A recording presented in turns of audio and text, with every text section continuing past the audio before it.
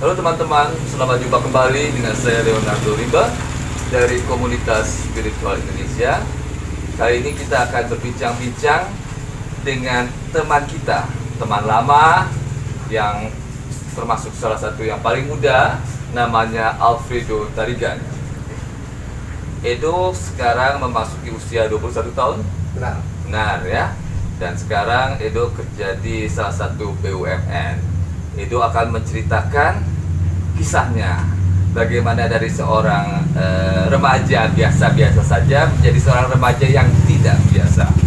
Ya, ada perjalanan yang dilalui. Ya, kebanyakan orang mungkin mencapai tahap seperti Edo setelah puluhan tahun, tetapi hanya dalam waktu beberapa tahun saja Edo sudah bertransformasi. Ya, seperti kupu-kupu ya, transformasi ya, metamorfosis ya, dan nanti akan dikupas sampai ke akar-akarnya oleh master of ceremony, pewawancara, interviewer kita sekaligus seorang influencer teman-teman yang namanya Wahyudi Apriansyah. Influencer apa? Influencer adalah orang-orang yang bisa mempengaruhi orang-orang lainnya ya. Dari satu titik di sini, Wahyudi mempengaruhi teman-teman agar bisa menjadi semakin terbuka, semakin berwawasan, semakin bisa menerima kelebihan orang lain, kekurangan orang lain juga, sekaligus kelebihan dan kelemahan kita sendiri. Nah, tadi Edo tanya, jadi kita ngomong apa hari ini? Ya, kita ngobrol-ngobrol lah. Seenggaknya kita akan lihat bahwa tidak ada yang perfect, tidak ada yang sempurna di dunia ini. Kalau kita mau sempurna, ada yang bilang kesempurnaan hanya milik Allah, ya. Benar. Karena kita bukan Allah, kita tidak sempurna. Betul. Tetapi karena kita tidak sempurna, maka itulah kita disebut manusia. Masih ada yang bisa disempurnakan, masih ada yang bisa diperbaiki. Hari ini marah-marah, ngomel-ngomel, besok udah nggak marah-marah dan ngomel-ngomel lagi karena tahu ya dia punya salah, tapi gue juga punya salah. Jadi so what gitu loh, ya.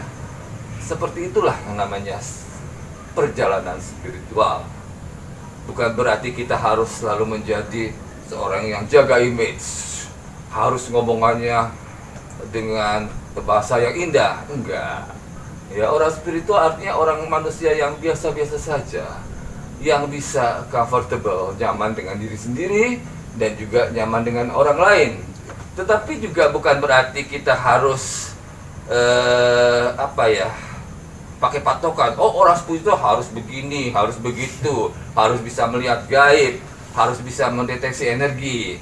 Kalau bisa mendeteksi energi, alhamdulillah. Kalau enggak, ya alhamdulillah juga. Ya, yang penting apa? Yang penting kan kita sehat. Ya, kalau kita sehat kan orang lain ikut sehat. Kalau kita sakit, ya, sakit hati, sakit badan, sakit kepala, sakit otak, sakit segala-galanya, orang lain sebenarnya juga ikut sakit. Ya. Itulah definisi tentang spiritualitas.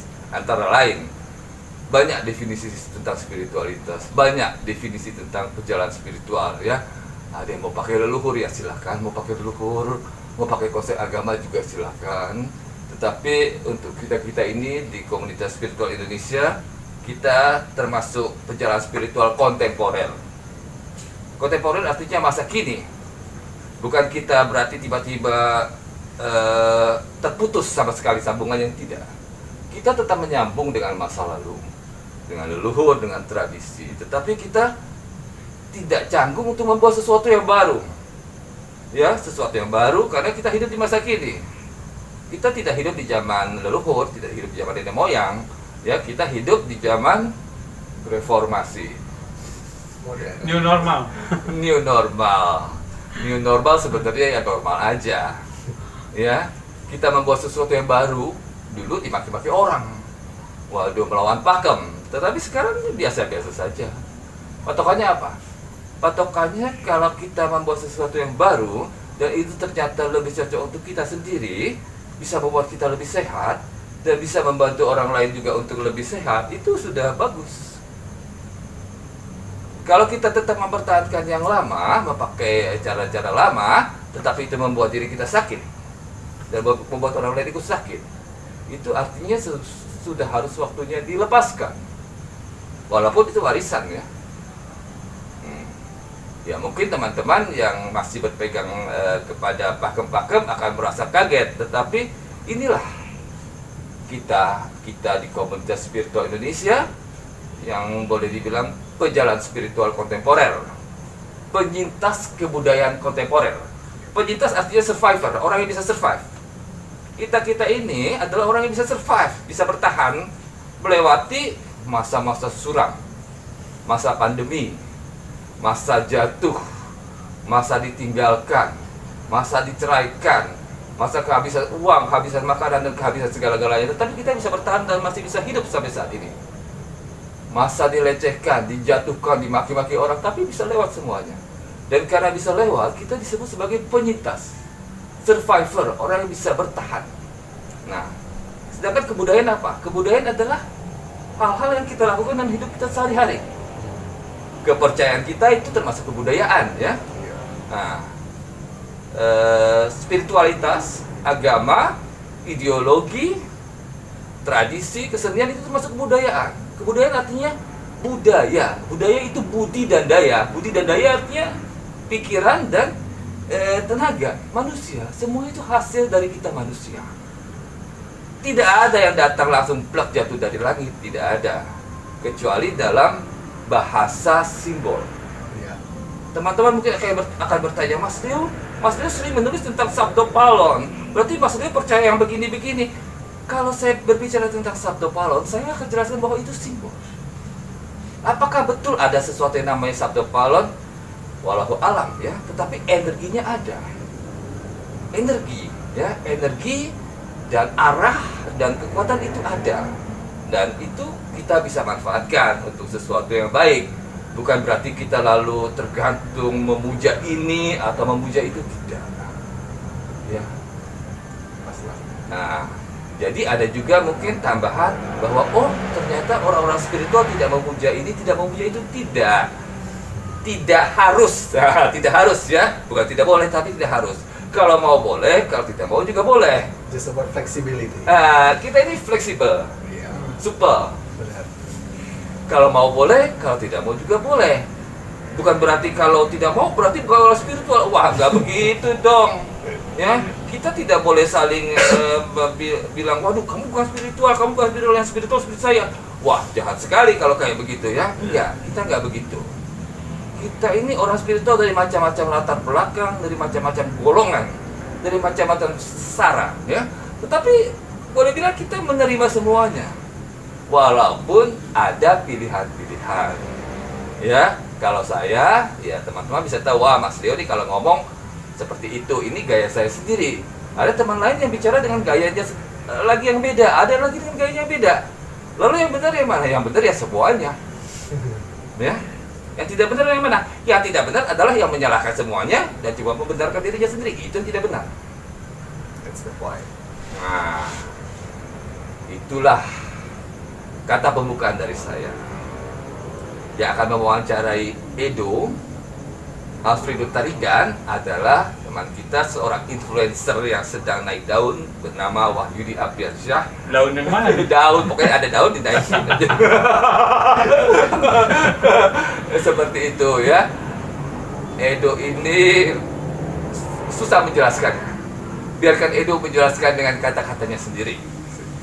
Saya sendiri waktu seumur Edo 21 tahun, waduh, kagak keruan.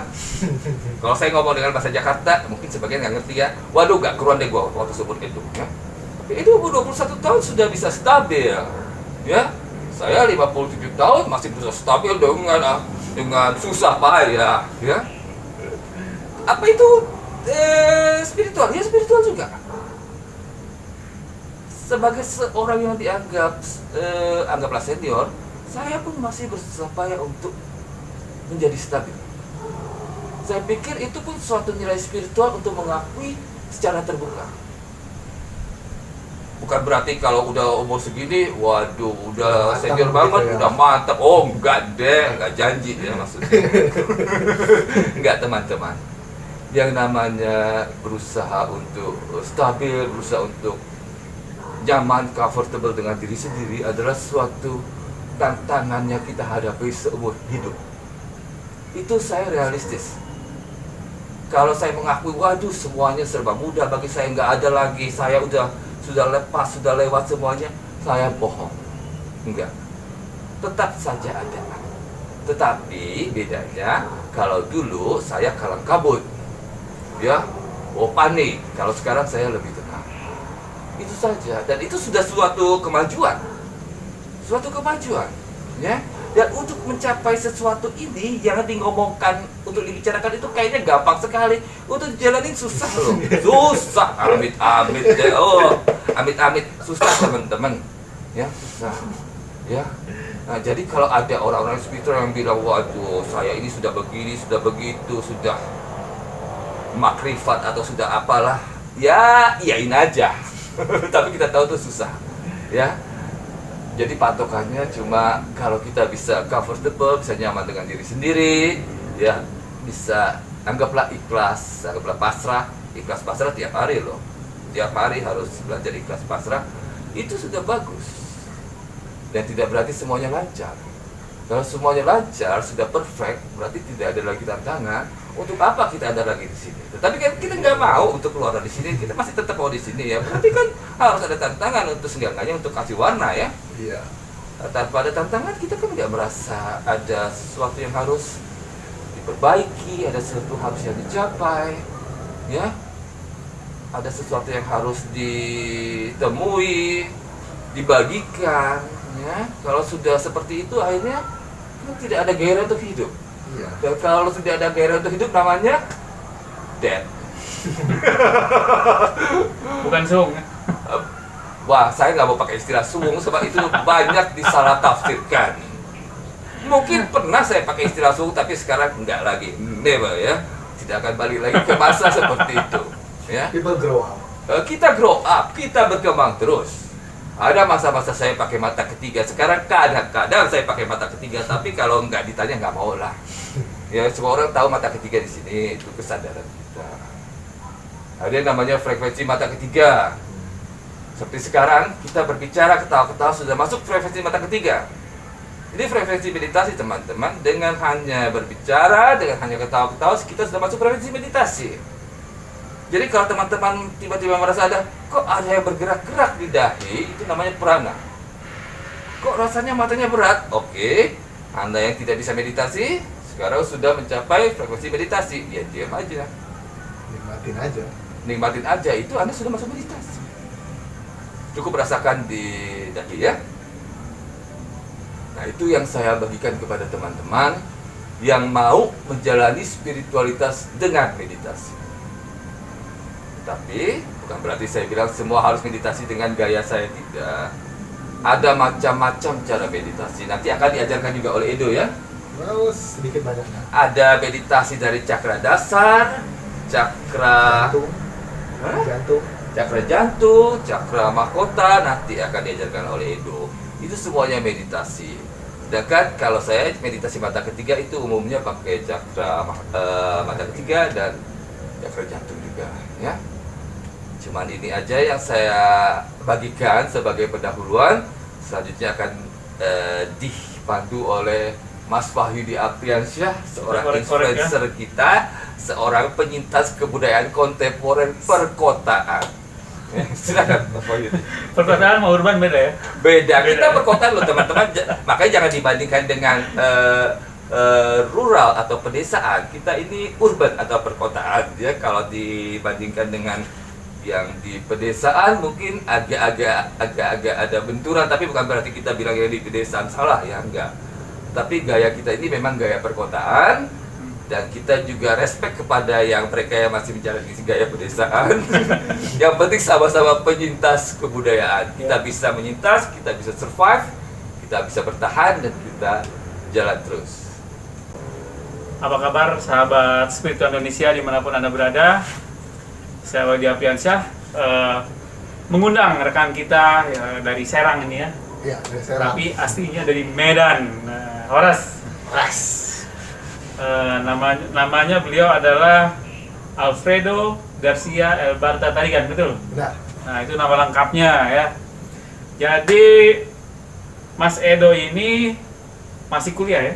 Kuliah, kerja. Sambil kerja, sambil kuliah, sambil jadi praktisi juga ya, menerima klien lah ya, betul? Menerima apa namanya yang mau ikut mau belajar apa aja Mas Edo? Biasanya ya mostly itu belajarnya ya soal meditasi dan cakra dasar dari ini. Kayak meditasi, cakra ya. Nah, Kundalini juga, masukkan kundalini juga. ya kan itu bagian dari cakranya gitu kan. Oke. Jadi 7 macam titik itu ya semua dipelajari. Lebih detail lagi, tapi sebelum itu saya pindah posisi dulu ke sana biar leher saya nanti nggak ini. Leher saya nengoknya. Oke. Gini kan lebih enak ya. Better. Better. Jadi Mas Edo ini seorang praktisi cakra, beliau juga mendalami ini ya, kristal-kristal ya. Ya itu about generation sih ya. Generasi ya. Jadi kan ada banyak gitu kan yang masyarakat tahu zaman sekarang itu kan soal apa-apa itu yang about magic thing itu kan tentang hal-hal yang di luar nalar soal Ya, indigo gitu ya. yang mereka Banyak sebutkan salah kaprah ya. indigo gitu kan yang bisa melihat hantu, oh nyana indigo yang bisa Nah, jadi beliau ini salah satu indigo dulu ya, beberapa tahun yang lalu tuh kita melihat, wah, tapi ternyata indigo itu ada jenis-jenisnya ya, nggak main pukul rata gitu Ya, ya. Nah, nggak bisa semua. dijelasin nih, nah itu dia kan nggak semuanya bisa kita sebut sebagai indigo. seorang yang dulu pernah Disebut seperti disebut itu. anak indigo, gimana? Bisa ceritakan? Ya, yang pertama kan kita bikin clear dulu kan enggak gitu ya. Seorang itu bukan seorang Cuma indigo. yang bisa lihat setan gitu kan, hantu, Ya, jadi atau yang halus-halus ya. kebanyakan masyarakat di kita pada umumnya ya yang memahami soal tradisi tersebut, mereka bilang begitu melihat seorang anak spesial itu mereka sebut anak indigo ini gitu kan, yang bisa ngobatin orang disebut anak indigo, yang punya bakat paranormal disebut anak indigo, ya macam-macam lah gitu kan, yang anak-anak muda yang menjalani kegiatan spiritual disebut anak indigo, padahal tidak semua seperti itu gitu kan. Karena kalau kita tarik garis besarnya kan indigo itu sebenarnya artinya karena memang dia proyeksi auranya berwarna biru indigo kan. Jadi dulu disebut dia sebagai anak indigo gitu pertama kali. Nah, padahal berdasarkan generasi bumi berkembang, frekuensi orang semakin kuat gitu, disebutlah generasi-generasi tertentu. Nah, ada yang namanya generasi indigo gitu kan. Generasi indigo itu pertama kali di tahun 1970-an gitu. Mungkin ya kayak generasi-generasi orang tua saya dulu kan. Nah, masuk ke era sekarang ini, kalau saya pribadi sih secara subjektif menyebutnya, walaupun ada anak indigo yang muda, they are reborn or maybe a newborn indigo like that. Nah, kalau kemudian di akhir tahun 90-an sampai di tahun 2010 kemarin, mereka yang lahir bukan lagi disebut sebagai anak indigo, melainkan bahasanya adalah crystal child, anak-anak kristal gitu. Karena Generasi kristal ya. nah, ya generasi kristal. Karena mereka istilahnya kalau indigo itu adalah istilahnya datang ke sebuah tempat baru yang masih semak-semak dan hutan-hutan, mereka itu membuatkan jalan. Nah, anak-anak kristal inilah yang mengembangkan jalan tersebut menjadi lebih mulus gitu. Misal anak indigo menebangi dan menebas semak, anak-anak kristal mulai membuat jalan setapaknya. Hal-hal semacam itu, the next generation-nya dari indigo sebenarnya. Nah, makanya itu kan di publik sendiri yang orang kenal itu hanya sebutan indigo, but not all people call it indigo like that. Oke. Ini Mas Edo ini kalau kan itu kan waktu normal kan bikin pelatihan ya, bikin Ya, menerima cara bakti klien. sosial. Oke. Nah, sekarang kalau lagi masa pandemi ini gimana? Kegiatannya banyak yang keganggu nggak? Kalau masa pandemi sih mostly ya kebanyakan orang biasanya Apa via online? Ya, via online konsultasi dari WhatsApp gitu kan, ngobrol nanya-nanya, Mas ada ini nggak, pelatihan ini nggak, atau Mau ada belajar materi apa? juga, ya mau belajar soal meditasi cakra dasar gitu kan, caranya gimana, ya udah kita pandu gitu online. Kan Terus lucu juga kalau meditasi via Zoom gitu kan. nggak mungkin kan orang meditasi kita liatin kan, enggak gitu caranya.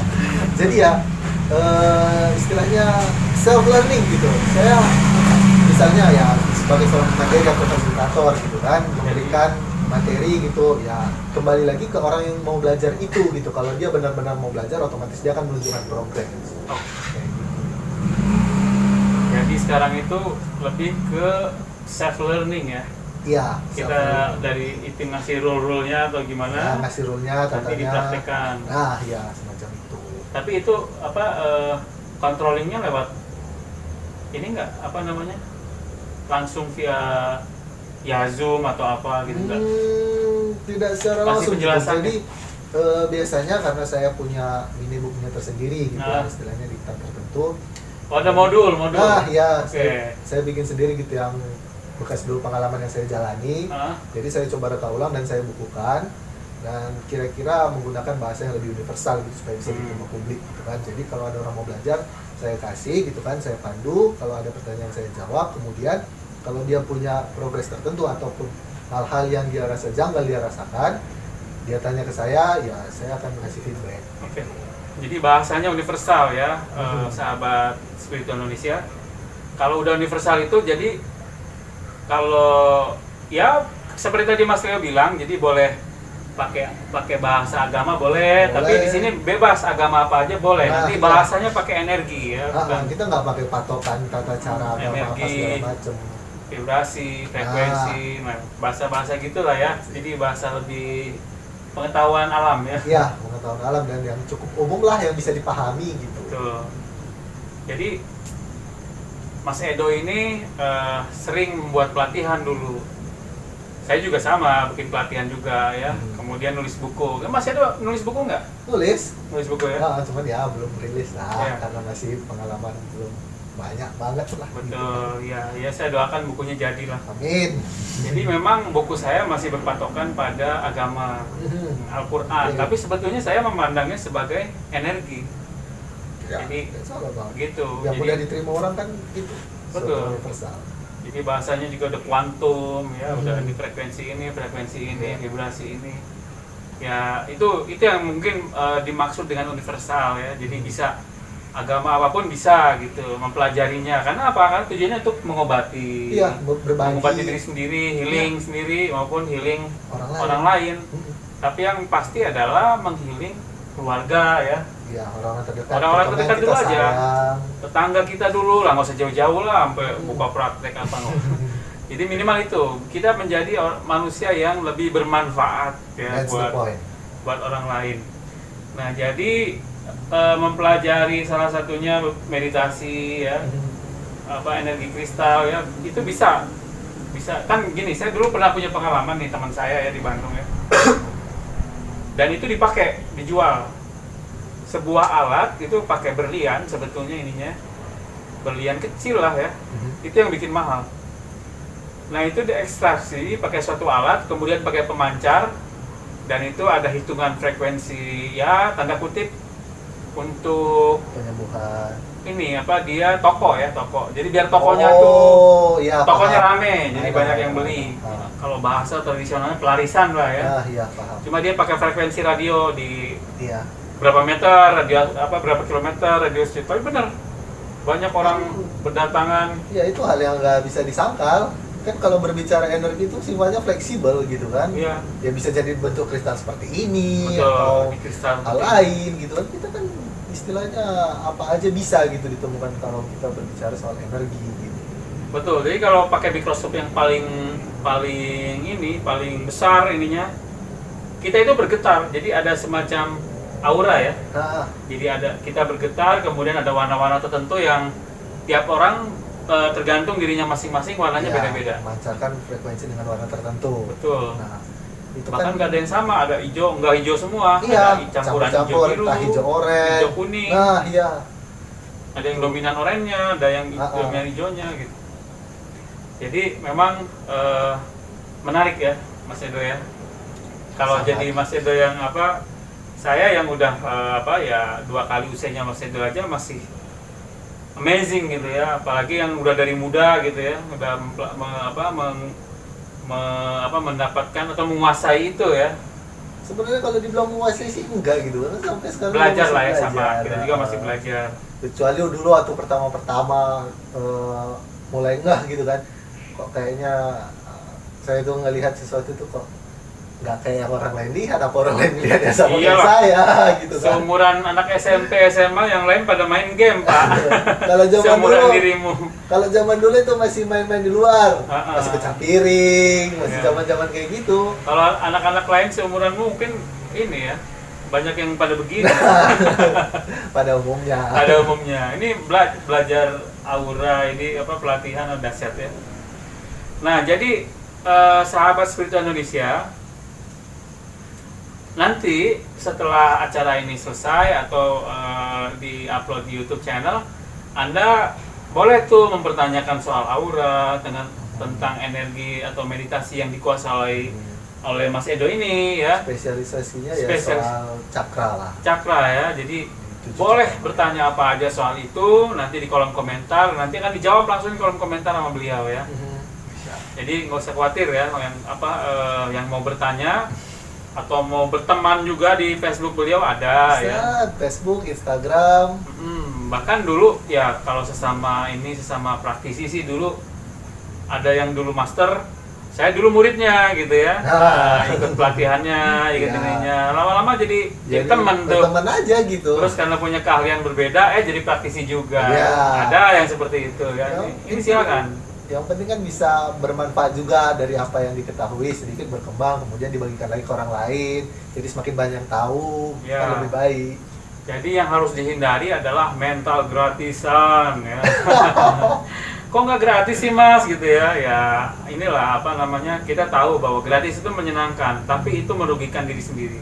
Kalau saya sih konsep saya pribadi gitu kan, kalau orang biasanya di luar gitu kan, pasangan tarif atau apa gitu. Kalau saya sendiri karena gini, kalau sesuatu itu saya pelajari begitu ya, saya tekuni gitu, saya harus menghabiskan waktu secara sengaja dan lain sebagainya. Iya akan saya patok tarik gitu, seperti ya skill saya di pekerjaan dan lain sebagainya gitu kan, karena kan saya kuliah gitu kan, untuk ada keluar modal gitu. Tapi kalau pengetahuan seperti ini menurut saya ini sesuatu yang datang secara cuma-cuma dan ya bisa kita bilang entah kebetulan ataupun Tapi takdir. kan diolah lagi, Nah, itu dikaji lagi, Itu kemudian ditingkatkan tenaganya, Nah, makanya itu yang dibuktikan sendiri kan. saya pikirkan adalah oke, kalau orang mau mewujudkan rasa terima kasihnya dengan memberikan sesuatu, saya nggak nolak gitu Iya. kan. Tapi kalau orang bertanya, misal banyak sih sebenarnya orang yang bertanya gitu saat datang kan, Mas Edo saya pengen ikut ini dong, belajar ini gitu misalnya, belajar soal cakra dasar dari awal sampai mahir gitu, kira-kira budgetnya berapa gitu kan. Dan saya bilang kayak well, seikhlasnya aja dan semampunya aja, karena itu nanti ilmu akan bermanfaat buat Anda pribadi gitu. Seikhlasnya itu catat. Wawancara. Jadi seikhlasnya itu catat ya, bahwa Anda itu ikhlas kalau misalnya berharga, ya ikhlasnya banyak gitu loh. Karena apa? Karena ini energi, karena Anda merasa dapat banyak. Jadi kalau misalkan tidak terjadi pertukaran energi, itu kalau bahasa Betawi bilang kurang tajam Pak gitu ya.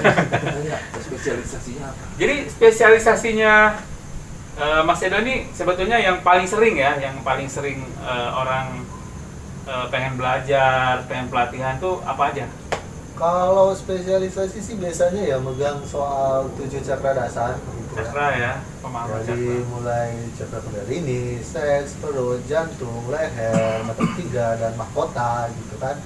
Ya semuanya gitu, karena kalau kita membahas soal cakra dasar ada rentetannya gitu, semuanya harus diberesin sampai ke atasnya, semua harus dipahami. Ya, betul. Nggak bisa cuman satu titik, karena kebanyakan orang saat bilang saya pengen tahu soal kundalini, dia belajar di situ kan, dia tekuni, dia kuat di dalami hal tersebut.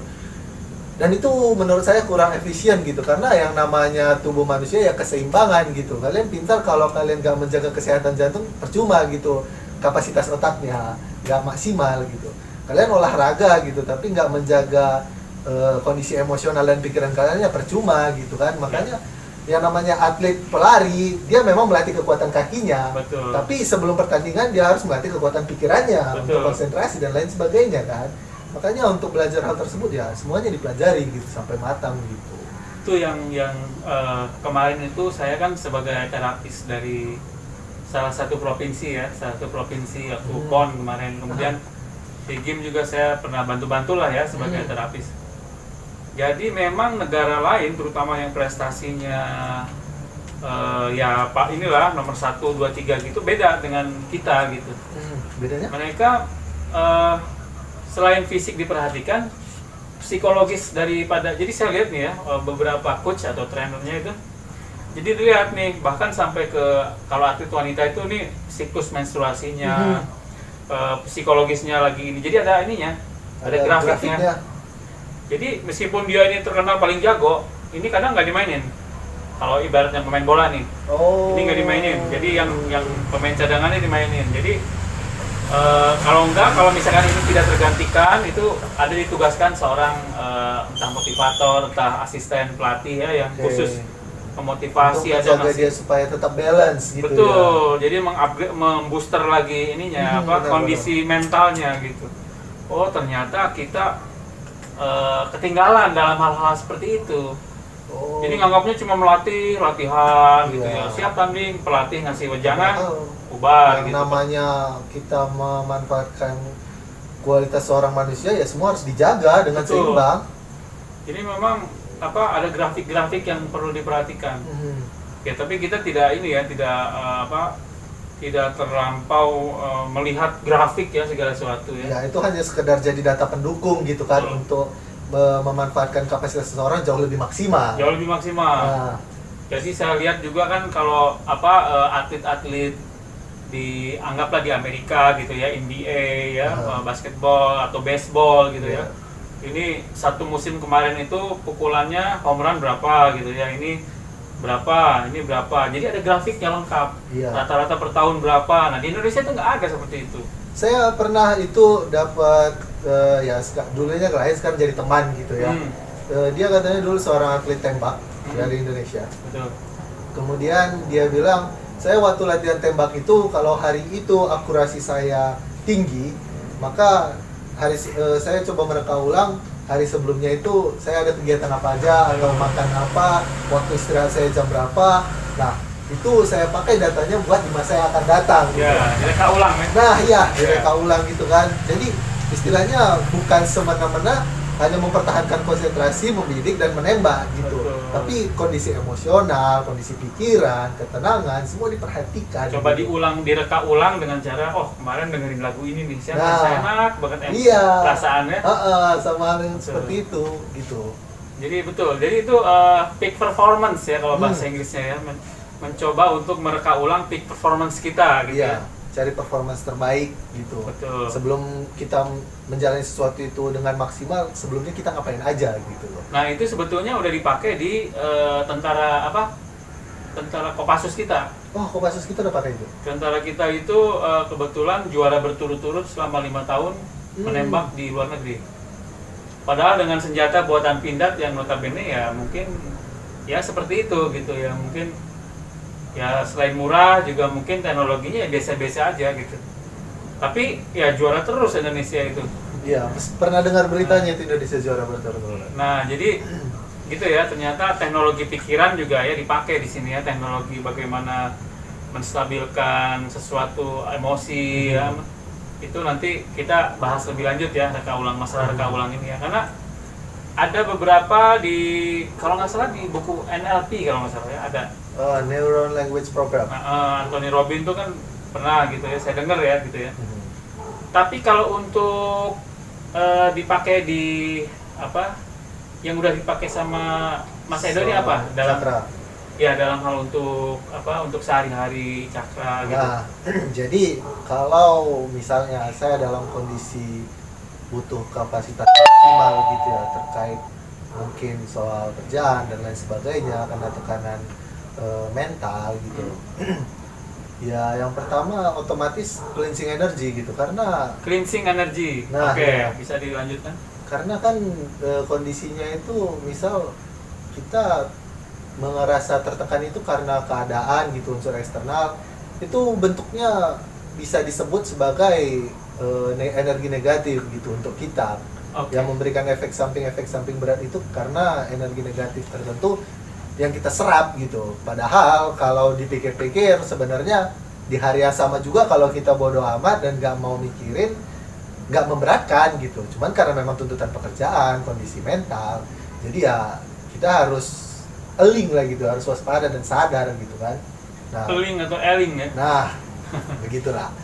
Jadi kondisinya ya cleansing energi gitu kan, dari 7 titik cakra, kemudian kita satu-satu dibersihkan gitu. Biasanya setelah menjalani proses pembersihan saya sendiri jauh lebih tenang gitu, jauh lebih logis keadaannya, sehingga membuat keputusan itu nggak sembarangan. Hal-hal seperti itu gitu. Dan hal lain lagi, waktu tes fisik misalkan, tes fisik ya saya kerja di kantoran dulu terus, jaminan dari mana fisik saya prima kalau disuruh tes fisik lari. Nah, untuk itu ya saya akalin menggunakan, kalau orang pada umumnya energi tenaga dalam bisa disebut seperti itu, tapi kalau saya sih pribadi, Latihan pernapasan. nah ya Oke.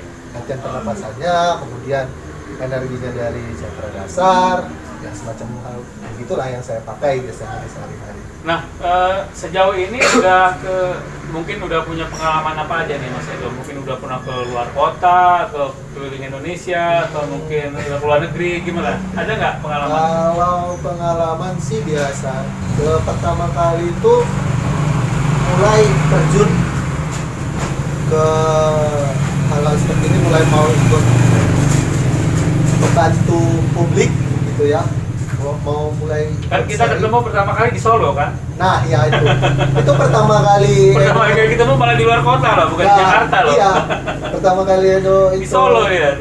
terjun itu di Solo, Hmm. dan diminta Pak Leo Karigando isi acara ke sana. Loh, isi acara apa Pak? Itu baru pertama gini kan, gitu kan. Terus ya udah jadi pembicara aja gitu, sampaikan sekaligus orientasi tentang Edo gitu kan. Oke deh kalau begitu, ya nggak prepare materi apa-apa gitu, cuma sekedar datang lihat kondisi, kira-kira enaknya dibawa apa ya, mengalir aja gitu. Itu pertama kali di Solo gitu, dan selebihnya acara-acara ya kayak sarasehan komunitas spiritual Indonesia gitu kan, kumpul-kumpul. Jadi para praktisi itu kadang begini, kayak saya misalnya di Jakarta, anggaplah Edo pun Jakarta lah, kan sekarang Serang ya. Iya. Jadi misalkan ada acara di mana, nah kita bertemu misalnya di Solo, ada kebetulan ngisi acara di Solo kan. Iya. Pertama kali kenal di Solo malah ya, lucu. Iya. Padahal kita dari Jakarta berangkatnya gitu. Padahal sama-sama dari Jakarta Betul. gitu. Ya, kadang di kota lain gitu ya. Habis dari Solo sering ngisi di Jakarta juga udah dipanggil beberapa kali gitu ke beberapa tempat. Terus ya kebanyakan selebihnya karena kesibukan kuliah dan kerja, ngurusinnya via online gitu. Ya. Jadi gini, mungkin sahabat spiritual di rumah mungkin pengen tahu lebih detail tentang penjelasan cakra, apa sih itu cakra gitu ya. Kemudian cakra 1 sampai 7, bisa cakra 1 apa? Jelasannya apa? Coba bisa dijelasin nggak? Oke, jadi pertama kali ya, yang paling pertama itu kita bahas soal etheric body gitu kan. Etheric. Tubuh etheric. Betul. Salah satu bentuk bagiannya biologis juga gitu, bentuk pemetaan tubuh kita tapi dalam penggambaran yang berbeda gitu, cuman bentuknya sama gitu kan, seperti diri kita gitu. Nah, di tubuh etheric kita itu ada 7 titik cakra utama mengikuti dari daerah tulang sumsum, jajar ke atas. Nah, yang paling pertama itu adalah dari tulang ekor, itu cakra dasar, yang orang sebut sebagai kundalini dan lain sebagainya, itu dari cakra dasar tulang ekor. Nah, makanya kenapa sering orang yang jatuh terduduk atau apa segala macam, impactnya bisa kemana-mana, karena kemungkinan besar tulang ekornya kena. Ya kebanyakan lumpuh ya. Nah, itu dia, tulang ekor itu di cakra dasar. Kemudian ini kita bahas dari bawah ya, dari bawah yang pertama itu cakra dasar tulang ekor. Kemudian ada cakra seks di atasnya. Ini yang biasa mendukung gairah seksual orang pada umumnya. Kemudian yang biasanya mungkin ada yang impoten gitu dan lain sebagainya, itu bisa dipancing dan dilatih dari soal cakra seksnya gitu. Nah, posisinya itu ada di antara tulang pinggul dan kemaluan, ada di tengahnya itu gitu, sejajar sama tulang sumsum. Nah, itu di cakra seks. Kemudian ada cakra perut yang biasanya orang pakai untuk kanuragan, tenaga dalam. Ya. Itu dari cakra perut. Saya pun melakukan. Nah, Makanya kan Dulu kalau motong-motong batu bata, ah beton, ya besi, ah cakra itu pintu perut, cakra perut, nahan tenaganya dari perut. pernapasan perut. Nah, pernapasan perut. Kemudian ada cakra jantung. Hmm. Nah, cakra jantung itu yang biasa orang pakai untuk energi yang lebih halus, tenaga dalam yang lebih halus gitu ya. Prana dan lain sebagainya dari cakra jantung. Kemudian untuk kesehatan daerah jantung lah ya, paru, hati dan lain sebagainya itu dipengaruhi bisa dari cakra jantung. Kemudian ada cakra leher. Nah, cakra leher ini biasanya untuk orang berkomunikasi, orang-orang public speaker, untuk lebih bagus lagi dalam menyampaikan informasi, mereka sebaiknya gitu, dan mungkin pada umumnya terbuka gitu, aktif. Ya, secara teknis semua orang 7 titik cakranya aktif sejak dia lahir. Namun seiring perkembangan dan seiring pertumbuhan, aktivitas, intervensi dari luar dirinya, ada banyak yang jadi mulai tidak seimbang gitu. Makanya kebanyakan kan kalau orang belajar kan harus dimulai lagi dari bawah gitu. Bukan berarti saat orang belajar itu mengatakan, oh mas, titik cakra saya nggak aktif ya. Enggak seperti itu gitu. Kebanyakan orang salah kaprahnya, dia datang, dia mau belajar karena nggak aktif gitu. Kalau titik cakranya tidak aktif, dia tidak bisa menelan makanan. Salah Dia paham. tidak bisa berbicara. Nah, tidak kebanyakan memahami. salah paham gitu. Kemudian yang kelima tadi cakra leher, kemudian ada cakra mata ketiga yang dibilang Pak Leo. Kalau dari titik biologisnya di organ otak, posisinya di titik gland pineal, itu cakra mata ketiga, di mana membuka wawasan, kemudian intuisi, intelektual, itu dipengaruhi oleh cakra mata ketiga. Selanjutnya ada cakra mahkota yang posisinya tepat di ubun-ubun kita. Nah, cakra mahkota ini diibaratkan bagi orang yang berjalan soal agama gitu ya, dipakai untuk berkomunikasi dengan sang pencipta gitu, menerima simbol. Nah, menerima simbol yang disebut Pak Leo itu tadi diterima melalui reseptornya itu dari cakra mahkota, kemudian diterjemahkan menggunakan intuisi kita, mata ketiga, dan diaplikasikan pada kehidupan kita. Kalau misalnya bisa kita terjemahkan secara langsung. Nah, ini yang jadi pandangan penting bahwa orang-orang yang pikir tidak menjalani kehidupan agama lantas cakra mata ketiga dan mahkotanya tidak aktif atau tidak terbuka. Tidak demikian, karena selama orang tersebut masih berpikir, Malah ada yang bilang gini, mati. nah itu Tidak dia. dihidupin katanya. Nah. Cakra. Jangan seperti itu gitu loh, karena ya kembali lagi kan, bioeterik gitu, selama tubuh kita masih aktif maka cakra kita masih hidup gitu. Hanya kadang kita butuh, Cuma powernya kurang. nah itu dia, kita butuh powernya lebih maksimal gitu untuk mungkin kebutuhan-kebutuhan tertentu gitu. Kayak dulu saya pernah dapat orang konsultasi gitu ya, dari dia pekerja konstruksi, mas saya sering capek gitu mas, tolong dong diajarin gitu apa kira-kira yang bisa bermanfaat buat saya gitu kan. Kemudian ya saya sarankan gitu, mau nggak belajar ini soal cakra, ya saya harap ada kemajuan dan ada manfaat gitu buat apa gitu kan. Akhirnya ya saya ajarin gitu untuk hal-hal dasarnya gitu, untuk dipakai buat diri sendiri, bermanfaat buat diri sendiri, dan ya syukurnya sampai sekarang beliau bisa aktif lah begitu dalam beraktivitas gitu di posisinya. Prestasinya meningkat mungkin ya Kak. Nah, istilahnya nggak terlalu sering Kinerjanya. mengeluh gitu kan, kelelahan, karena energinya dipakai dengan maksimal gitu. Ya banyak yang seperti itu. Jadi kerja itu kok saya kayaknya pulang ke rumah tuh capek sekali gitu ya. Nah, tapi Ternyata mempelajari cakra bisa ya. Jadi nah, nggak terlalu. bisa. Cuman harus kembali lagi kita seimbangkan. Jangan semata-mata kita tahu soal cakra, kemudian kebutuhan nutrisi tubuh kita kesampingkan. Nah. Harus tetap logik. Balance, Nah, ya. itu Harus dia. balance. Keseimbangan itu yang penting. Oke, jadi mengolah energi penting, nutrisi juga tetap penting dong, ya kan? Bukan berarti semata-mata udah belajar, lo udah sakti, udah bisa gas. Nggak begitu juga. Mentang-mentang udah bisa mengolah energi, nggak makan nggak minum, Iya, nggak seperti itu juga. lemes gitu. juga Pak. Oke, ini menarik nih. Jadi sebetulnya kalau boleh tahu nih, untuk apa cakra menjaga cakra mahkota atau mata ketiga? Mungkin Mas Edo tahu.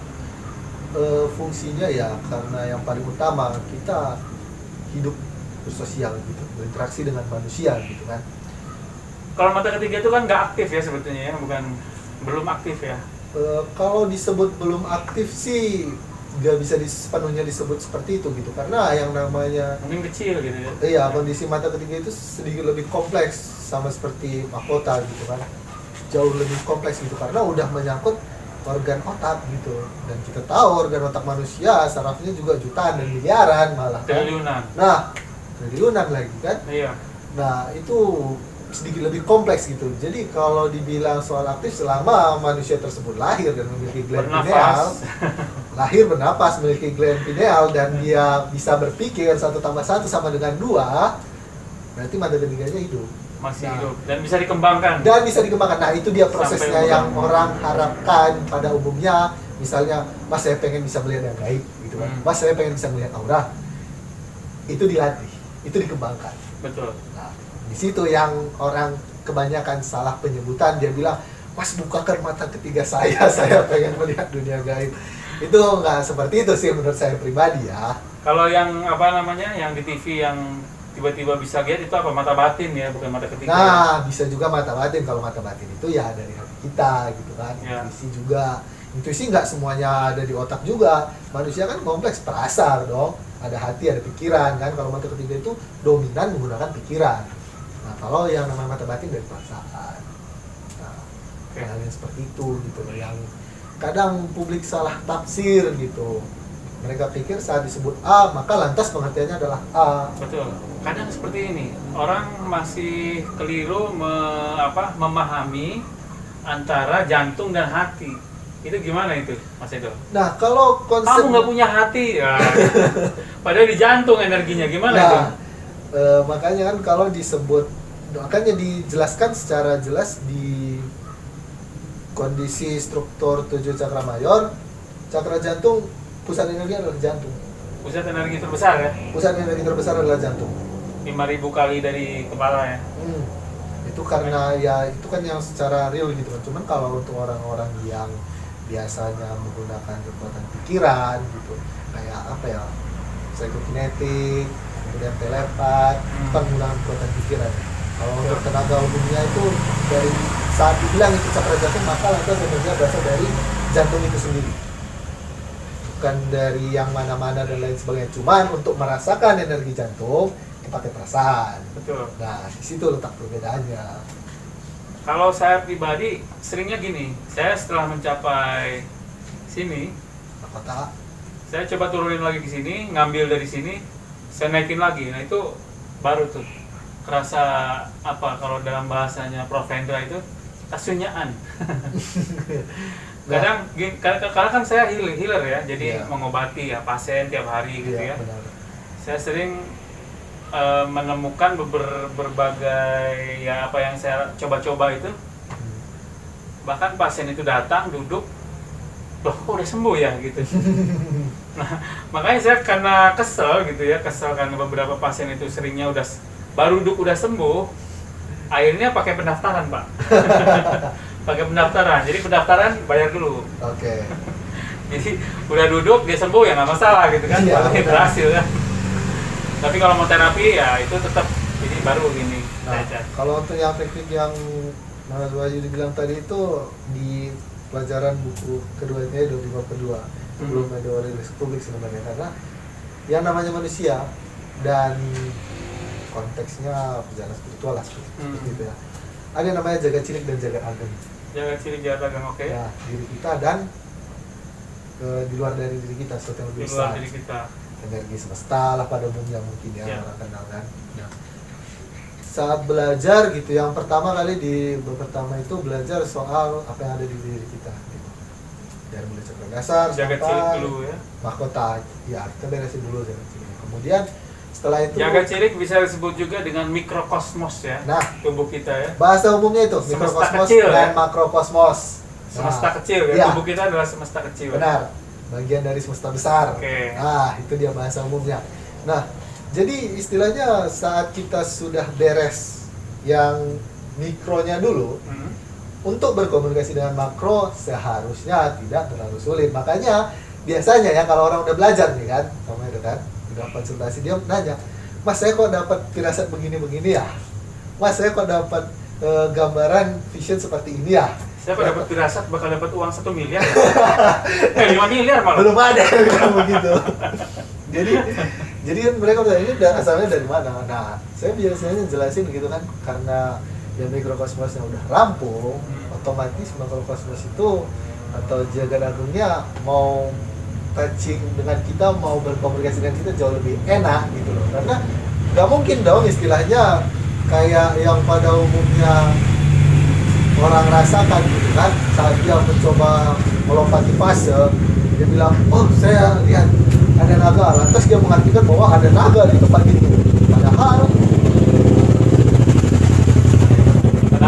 Padahal kalau dia beresin dulu ngerampungin mikrokosmosnya, bisa jadi naga yang dia lihat adalah simbol gitu kan, simbol kejayaan, kekuasaan dan lain sebagainya.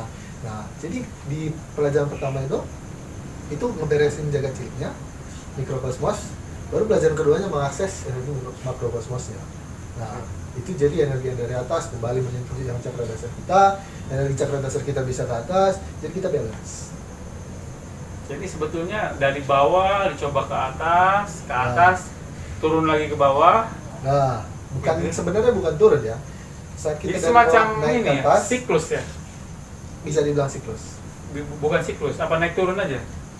Kalau siklus kan lebih cenderung ya lebih putar ya. Berputar. Nah, ini konsepnya itu kayak kita selang dari bawah, air naik. Nah, kemudian yang masuk itu bukan air yang udah naik itu, tapi energi lain lagi masuk. Jadi kita balance, energi dari dasar, dari diri kita sendiri ada, energi dari semesta juga ada. Karena saya pernah tuh ikut pelatihan Super Kundalini. Waduh. Nice, di mana itu? Hah? Gimana? Ya dulu ada lah. Jadi bayangannya tuh setelah energi itu mengalir dari sini, diputar ke belakang, ya, ada gitu, yang seperti terus itu. Gitu. Ada yang begitu, yang ngambil putarannya dari mahkota, ada yang ngambil putarannya bahkan langsung di perut atau bahkan langsung di cakra seks. Jadi siklusnya nggak gitu besar. Gitu. Ada juga hal yang semacam itu, ada yang ngambil putarannya dari jantung, gitu. Ada yang ngambil putarannya dari mahkota kayak gitu tadi. Iya. Yang Edo temukan ya, yang wangsit yang Edo dapat lah ya istilahnya ya. Hal yang seperti itu gitu, ditembuskan ke atas, biarlah energi atas yang lebih murni gitu, ataupun yang butuh menyampaikan sesuatu sama kita, menyampaikan hal yang dia inginkan. Gitu. Oke. Jadi lebih ke supreme being ya, jadi kesadaran tertinggi ya. Supreme being. Kalau dulu saya itu sempat yang yang gini nih, Mas Edo, yang dari jauh tuh.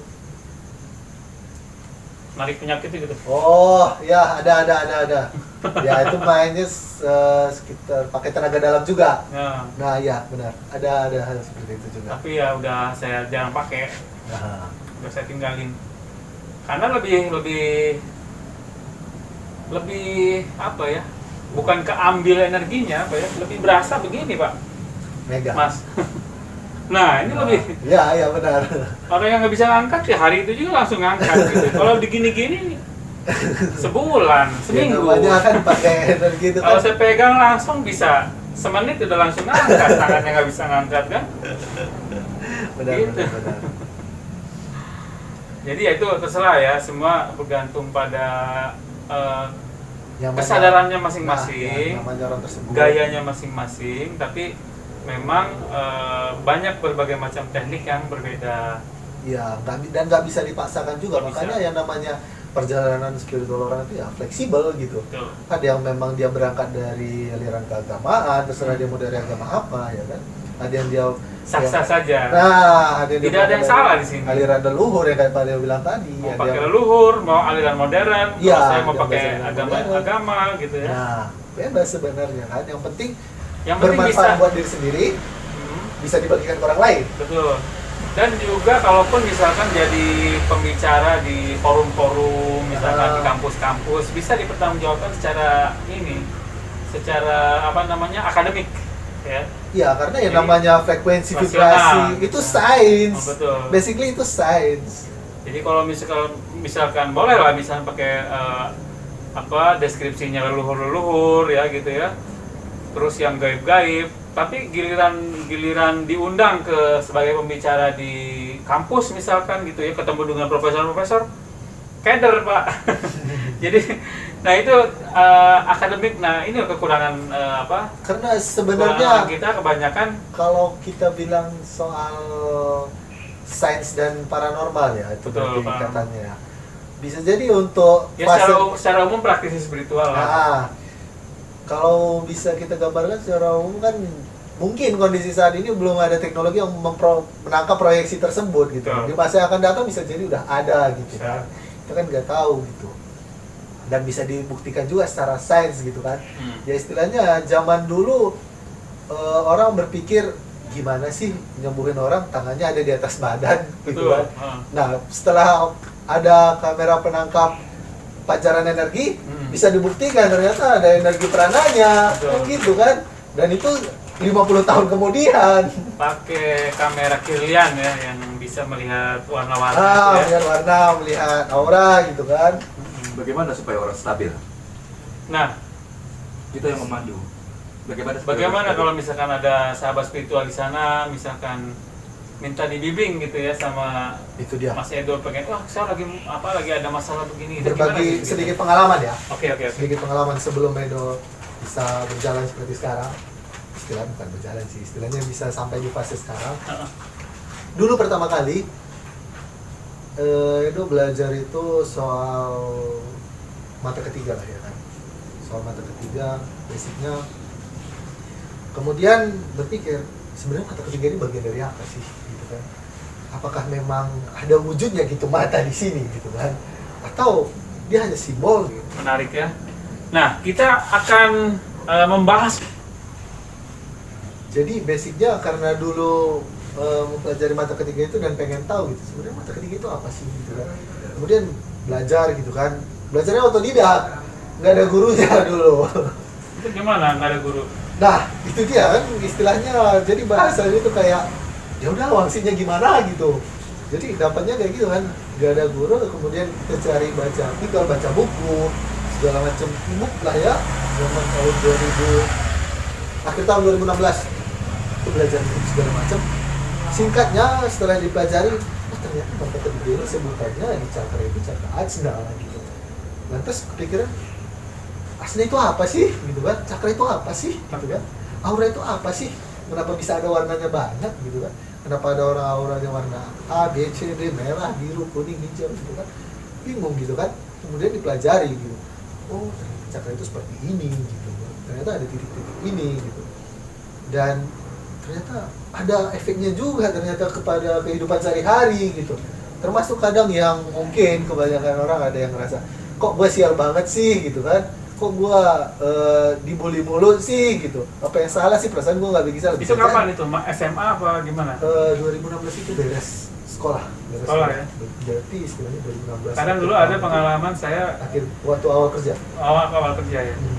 Pernah misalnya ketemu sama bos yang sering marah-marah, misalkan sering digunakan, misalkan itu ada nggak pengalaman gitu? Atau saya dulu punya pengalaman nih, ada teman yang kebetulan ya punya kelebihan lah ya. Itu misal dia itu menjatuhkan hidran pemadam itu sampai jatuh, kemudian keluar ininya asapnya buat madaminnya, kita semua putih-putih semua ya. Wah gila, gua bakal dikeluarin dari sekolah nih. Terus ada temen yang bilang, oh tenang, nanti gua bantu ngadepin kepala sekolah gitu. Nah tiba-tiba dia melakukan sebuah teknik ya entah apalah ya. Kemudian masuk ruang kepala sekolah, ditemenin, nggak jadi dikeluarin Mbak. Boro-boro dikeluarin, dikasih skor apa disanksinya enggak gitu. Cuma jadi dimaafkan gitu. Dimaafkan. Padahal kenapa marah gitu. Nah gimana kalau Mas Edo ada pengalaman seperti itu nggak? Kalau untuk yang seperti itu sih sebenarnya ada gitu, cuman nggak bisa diubah publik lah ya gitu kan, karena masih kerja juga. Nah jadi kondisinya Atau mungkin kalau mau belajar bisa nanti lah ya. ya itu masuk ke bagian telepon. Di NLP juga ada kan belajar hal seperti itu kan. Nah jadi kembali ke pengalaman yang tadi, karena penasaran gitu coba-coba sendiri gitu kan. Meditasi nggak ada gurunya, wah kata tutorial di ebook, di buku, di artikel begini caranya kan, coba gitu kan. Terus habis dicoba gitu, kok rasanya badan gak enak, kok rasanya ada yang ganjal gitu kan. Nah, usut punya usut, belajarnya karena soal dari dasar gitu kan, karena kan berpikir, oh kayaknya belajar dari dasar bagus nih, nggak lompat-lompat gitu kan. Nggak mungkin semata-mata karena tahu gitu kan langsung belajar meditasi matematika gitu kan. Nggak deh kayaknya, belajar dari dasar deh, yang benernya gitu, sekolah juga belajar dari dasar gitu kan. Betul. Ya udah kan, belajar dari dasar, baru belajar dasar udah langsung dapat efek samping. Nah, yang orang umum sebut itu efek sampingnya setelah tahu ya, setelah paham sindromnya, sindrom Kundalini gitu kan. Efek sampingnya banyak. Jalan biasa kaki ayam di tanah itu rasanya kaki nggak napak. Iya. Itu sampai berapa lama hingga sampai ketemu guru? Atau ada yang ngebimbing? Kan pertama kan nggak tanpa bimbingan kan? Sampai sekarang jujur nggak ada guru. Nggak ada guru? Nggak punya guru. Jadi nggak ada orang yang dipanggil master atau apa segala macam. Ya. Jadi basically ya kalau bahasa umumnya berdasarkan wang sinyal, ilhamnya seperti itu gitu. Atau intuisinya Intuisinya mengatakan seperti itu gitu. Efek sindromnya itu hal yang seperti itu, badan panas, bahkan AC ruangan kipas turbo yang paling tinggi 16 derajat itu bisa buka baju. Itu Kalau badan saking ini panasnya. Karena ngurusin yang soal cakra dasar tadi. Itu bisa nggak makan 2 hari 2 malam. Kemudian tidur nggak bisa tidur. Berbaring itu yang istirahat mata doang. Pikiran itu bisa kemana-mana. Sambil mikirin kerjaan juga bisa. Tidur itu hampir sampai sebulan lebih. Dan itu benar-benar luar itu biasa. awal-awal ya, Awal-awal belajar praktek sendiri, Praktek pandai-pandaian. Begitu gitu, kena sampai seperti itu gitu kan. Nah, kemudian habis dari situ dapatlah gitu kan istilahnya gambarannya soal gimana cara menstabilkan ini gitu. Ternyata belajar cakra dasar itu harus dialirkan energinya semuanya ke 6 yang di atasnya, harus disalurkan gitu. Nggak semata-mata belajar cakra dasar energinya ditumpuk di sana gitu. Nggak kayak kita kayak belajar tenaga dalam menggunakan perut, energinya disimpan di perut kemudian dilepaskan gitu kan. Sebenarnya di cakra dasar bisa gitu kan, dikumpulkan kemudian dilepaskan bisa. Nah masalahnya saya nggak belajar melepasinya itu, ditumpuk akhirnya meledak sendiri gitu. Nah meledaknya itulah yang menjadi sindrom Kundalini itu kan. Kemudian belajar, akhirnya singkat cerita saya belajar gitu, paham, itu beresnya itu 3-6 bulan. 3-6 bulan baru mulai stabil. Baru mulai stabil ya? Baru mulai stabil itu 3-6 bulan. Itu yang 3 bulan itu proses itu gimana? Apa aja yang di... Prosesnya itu Sakit-sakit apa aja nih? Atau yang efek dialami samping nggak yang enak paling gitu? kerasa vertigo ringan. Vertigo ringan. Vertigo ringan. Nah jadi berarti kalau ada pelaku spiritual di luar sana yang Yang kena efek coba-coba samping sendiri, seperti itu, pasti agak-agak vertigo ringan gitu ya? yang pertama yang paling kerasa itu sakit kepala, Sakit kepala. sampai yang istilahnya kayak orang yang udah sakit banget gitu. Yang pertama, kemudian baru sampai tahap ke vertigo ringan itu tadi. Oke. Nah, vertigo ringan itu biasanya orang nggak bisa bangun kan. Nah, itu karena memang kondisinya di efek samping dari pelajaran itu tadi, saya masih bisa beraktivitas, masih bisa jalan dan kerja. Oke. Nah, jadi ngeberesin efek sampingnya seperti itu, kemudian, nah efek samping dari nggak tidur-tidur itu kerasanya setelah mulai stabil. Setelah mulai stabil, baru kerasa badan itu lemas. Itu udah pasti lemas. Selera makan tiba-tiba naik nggak karuan. Sehari bisa makan 4-5 kali. Nah, kondisinya Gampang lapar ya? Nah, gampang lapar. Karena sebelumnya ditahan terus gitu kan. Makanya tadi dibilang harus balance gitu, ngerti energi, gak semata-mata kita melupakan nutrisi gitu kan. Nutrisi juga harus dilengkapi. Karena yang namanya kondisinya biologis dan eterik saling berkesinambungan. Gak semata-mata kita mempelajari eterik kemudian kebutuhan biologisnya ditinggal. Gak begitu. Jadi kondisinya setelah mulai stabil semuanya, akhirnya saya Lewat fase 3 bulan tadi? Nah, lewat fase 3 bulan tadi udah mulai membaik, kemudian saya pelajari meditasi yang benar. Tahap per tahap cakranya saya tekuni. Nah, dari mulai cakra dasar di istilahnya kita sense dia bervibrasi gitu, kemudian cakra seks sehingga ketujuh cakra itu bisa bergetar semua. Nah, kemudian setelah ketujuh cakra bergetar semua, kita bisa arahkan energinya dari bawah tadi untuk nge-boosting 6 di atasnya. Jadi pemanfaatannya jauh lebih maksimal. Lebih maksimal gitu ya? Nah, itu yang sebenarnya diharapkan di studinya itu. Nah, untuk orang-orang yang nggak stabil gitu, saya istilahnya bukan 1-2 orang lagi ya yang datang pada saya berkeluh kesah soal efek samping itu. Oke. Ada yang mulai badannya gemetaran terus, yang tremor, ada yang mulai dia nggak bisa tidur, nah ada yang mulai kepalanya jutan terus 7x24 jam, hal-hal semacam itu gitu kan. Saat mereka datang biasanya saya deteksi dulu kan salahnya di mana gitu, apa yang salah, apa dia prosesnya jumping atau dia prosesnya terlalu mentok atau terlalu mandek di satu posisi gitu kan. Kemudian saya arahkan gitu. Biasanya kalau yang ketemu langsung ya, yang offline itu saya bantu pegang sendiri, pegang juga secara langsung gitu. Nah kalau yang konsepnya konsultasi biasanya saya arahkan, saya pandu, memberikan masukan gitu. Coba misalnya meditasinya sambil berbaring, atau meditasi yang duduk tegak, atau meditasi yang berdiri gitu. Nah itu biasanya saya pandu gitu. Dan pada umumnya bisa kembali lagi normal itu bukan dalam waktu singkat juga, bukan semata-mata dibantu seorang praktisi lantas langsung beres secara langsung gitu kan, langsung beres begitu aja, nggak begitu juga. Jadi ada prosesnya juga yang dijalani. Nah untuk berproses ini sebenarnya yang diharapkan itu orang bersabar gitu. Bukan semata-mata dia bertemu dengan orang yang dia rasa cukup berkapasitas lantas dia berekspektasi tinggi, problematika dia langsung beres. Nggak seperti itu juga, ada prosesnya juga menuju stabilnya. Oke. Saya yakin banyak yang bertanya ya di luar sana ya. Tapi apa namanya?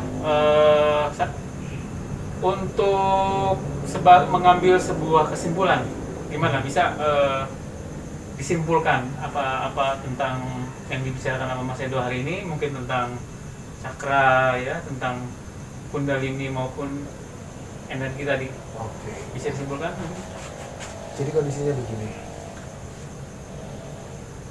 Pada dasarnya 7 cakra setiap manusia sejak dia lahir itu aktif dan hidup. Seiring Ada ya. iya, eksis istilahnya. Seiring pertumbuhan, berjalan waktu, intervensi sosial, pengaruh lingkungan, unsur eksternal diri, banyak hal yang mulai terganggu. Seianya kita manusia mulai berpikir untuk menyeimbangkan diri kita. Gimana kita membantu orang lain kalau persoalan dalam diri kita sendiri belum beres? Ntar dulu. Bagaimana kita menyeimbangkan Cakra kita. diri orang lain kalau dalam diri kita sendiri belum beres gitu ya? Gimana Oke. kita membantu orang lain saat Gimana kita problematika kita sendiri belum beres? Oke. Silakan dilanjut. Itu hal yang cukup penting gitu. Jadi kalau menurut saya sebelum kita membantu orang lain, bereskan dulu apa yang ada di diri kita sendiri. Oke. Saya bisa berbicara soal hal-hal sebelumnya karena memang itu bagian dari pengalaman saya. Bukan soal saya serta-merta tahu-menahu, hanya sekedar banyak membaca kemudian membagi. Banyak membaca hanya bagian dari proses. Intinya adalah apa yang saya jalani dan apa yang saya lakukan.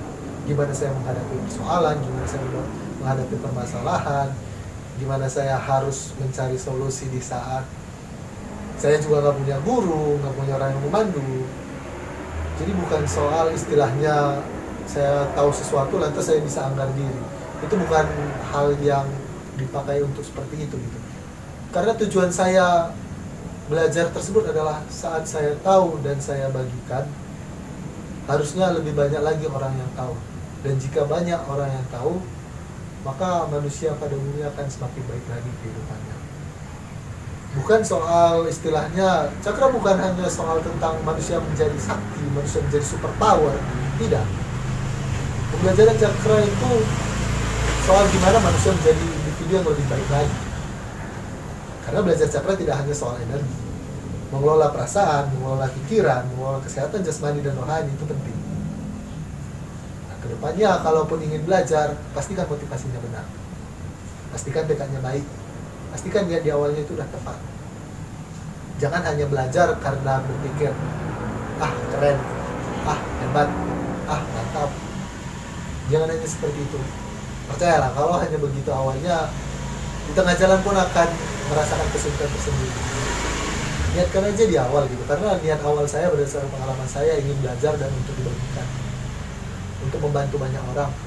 agar orang-orang yang saya bantu kelak bisa membantu orang lain lagi yang lebih banyak lagi di luar sana, sehingga setiap individu punya manfaat masing-masing di lingkungan sekitar.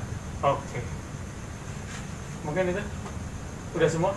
Ya, Jadi itu ya kesimpulan yang bisa diambil dari Mas Edo ya. Jadi siapa anda yang siapapun anda dimanapun anda berada, mungkin yang malu sama yang tua-tua bertanya, ini ada yang lebih muda nih yang sudah sudah ya di komunitas spiritual atau praktisi, ya sudah sering sebagai narasumber ya, sebagai trainer ya, sebagai praktisi juga ya.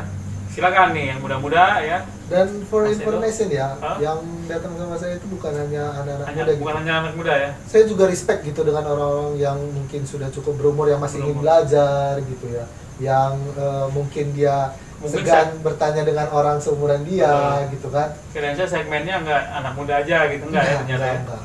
Cukup banyak juga orang yang udah berumur kepala 4, kepala 5, kepala 6 Oke, bahkan. Iya. Berarti Banyak. bisa semua umur boleh belajar ya Dan sama Mas Edo ini. jangan khawatir soal komunikasi, saya selalu respect dengan orang yang lebih tua. Oke, makanya nanti kalau mau berkomunikasi lebih lanjut itu bisa di kolom komentar. Nanti bisa tuker nomor telepon. Oke, Atau nomornya mungkin berapa nomornya? Mau ini kontak dari sosial media, Facebook dan Oh, Instagram. Bisa sesuai bisa dikasih tahu ininya, nama sosmednya. sosmed ya. Biasa saya aktif di Instagram itu Alfredo_G_E_Tarigan. Untuk name lengkapnya Alfredo Garcia Barta Tarigan. Kalau nomor kontaknya berapa? Untuk nomor kontak nanti bisa di DM aja di DM Instagram. aja ya, oke. Atau dari Facebook bisa di box. Yang fast respon sih sebenarnya di Instagram. Oke, Instagram atau di kolom komentar di YouTube ya. Bisa di kolom komentar mungkin ditanya gitu, untuk misalnya minta kontak Instagram secara langsung bisa saya tuliskan nanti. Baik, sudah lebih dari 1 jam kita bincang-bincang dan sudah mendapatkan banyak sekali informasi-informasi berharga, pengalaman-pengalaman berharga dari seorang praktisi spiritual, trainer spiritual yang di komunitas kita paling muda ya, untuk saat ini ya, termuda ya. Nah, jadi untuk lebih lanjutnya bisa ditanyakan di sosmed beliau. Dan untuk sesi kita kali ini mungkin cukup kita selesai sampai mungkin kita udah selesai ya.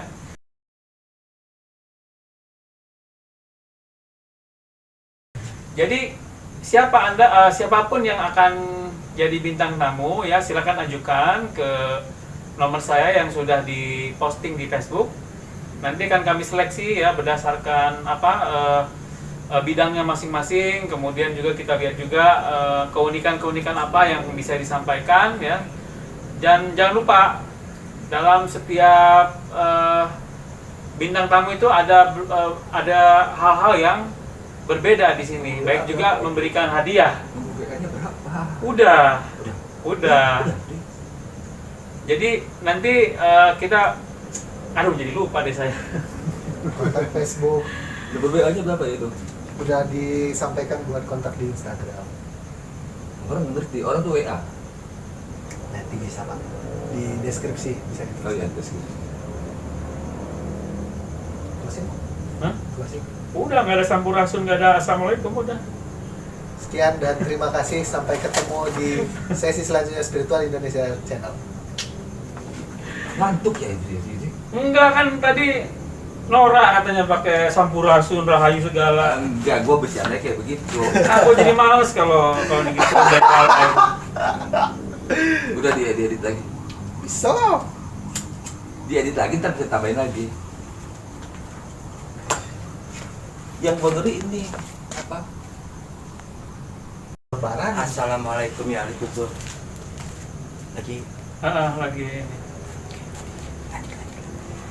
Jadi coba tulisin ada apa Jadi namanya?